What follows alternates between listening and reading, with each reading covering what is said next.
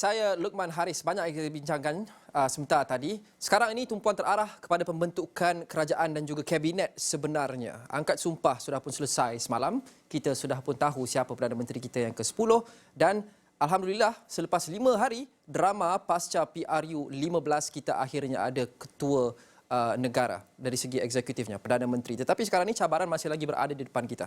Dalam dunia dan ekonomi yang dijangka akan terus mencabar bukan sahaja untuk Malaysia, tapi untuk ASEAN dan juga seluruh dunia tahun depan, apa cabaran-cabaran yang menanti kerajaan Datuk Seri Anwar Ibrahim. Dan sudah tentu, apa sahaja percaturan selepas ini dalam pembentukan kabinet, fokusnya harus kembali kepada isu rakyat. Mungkin ada antara anda yang ingat data yang kami kongsikan sebelum pilihan raya umum ke-15 dalam hari-hari menjelang hari mengundi pada 19 November lepas, iaitu survei.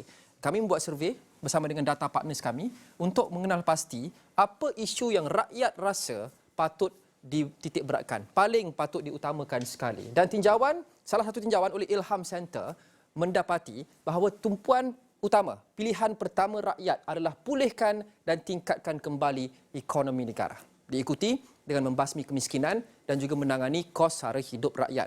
Ini sudah tentu prioritinya. Semalam juga dalam sidang media pertamanya, Perdana Menteri Datuk Seri Anwar Ibrahim berkata tumpuan utama adalah ekonomi dan kos sara hidup. Dan membersihkan kerajaan daripada budaya rasuah ada di tempat ketiga dengan 8% responden memilih jawapan itu. Itu juga disebut oleh Perdana Menteri semalam. Beliau tidak akan bertolak ansur sama sekali dengan rasuah dan penyelewengan. Kemudian memastikan janji-janji manifesto ditunaikan pada kali ini. Diikuti dengan memperbaiki hubungan antar kaum dan juga mereformasi institusi dan juga urus tadbir kerajaan. Tapi kami juga membuat tinjauan bukan sahaja dalam terhadap satu sampel. Kita ada 2 atau 3 tinjauan untuk kita mendalami kelompok-kelompok yang berbeza di kawasan-kawasan yang berbeza di seluruh negara. Sama ada di bandar, di luar bandar atau di pinggir bandar. Semua untuk kita dapatkan gambarannya lebih tepat berkenaan dengan apa yang rakyat Malaysia mahu kerajaan fokuskan selepas ini.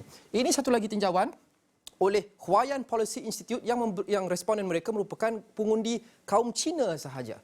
Dan 78.63% sama jawapan mereka seperti yang lain. Kos sara hidup dan harga barang menjadi isu yang paling membimbangkan mereka. Diikuti dengan pendidikan, kestabilan politik, iaitu satu topik yang menjadi lebih relevan sekarang, memandangkan kita ada kerajaan yang pelbagai parti dan gabungan yang mempunyai ideologi yang berbeza sebelum ini, dan diikuti dengan hubungan kaum sama juga dan yang berkait rapat dengan ekonomi dan juga inflasi dan kos sara hidup, nilai mata wang dan juga hutang negara. Kami ada 3 tinjauan yang dilakukan oleh Ilham Center, Huayan Institute yang fokus kepada pengundi-pengundi Cina dan juga O2 Malaysia.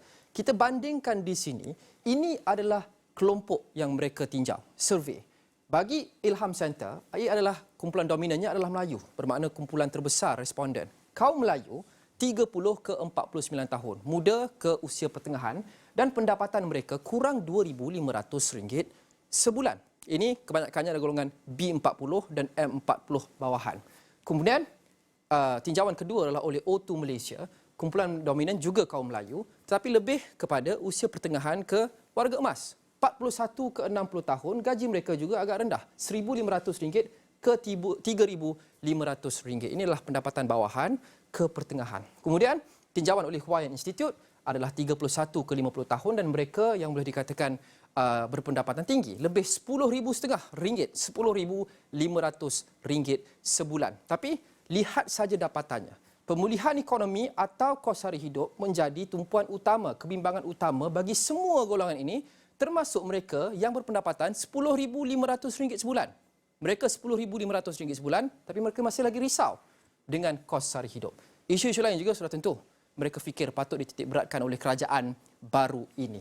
Hubungan kaum, tunaikan manifesto, kos sara hidup.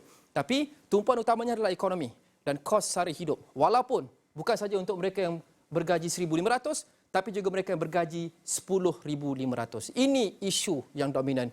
Ini tumpuan utama kerajaan. Tapi soalannya, dalam keceramukan parti yang membentuk kerajaan kali ini, pelbagai tuntutan dan permintaan berbeza, bagaimana Perdana Menteri mengimbangkan semua untuk memastikan semua polisi yang diperkenalkan selepas ini akan memastikan ekonomi dapat bukan sahaja dipelihara, tapi dapat dipulihkan dan dikembalikan ke landasan yang betul.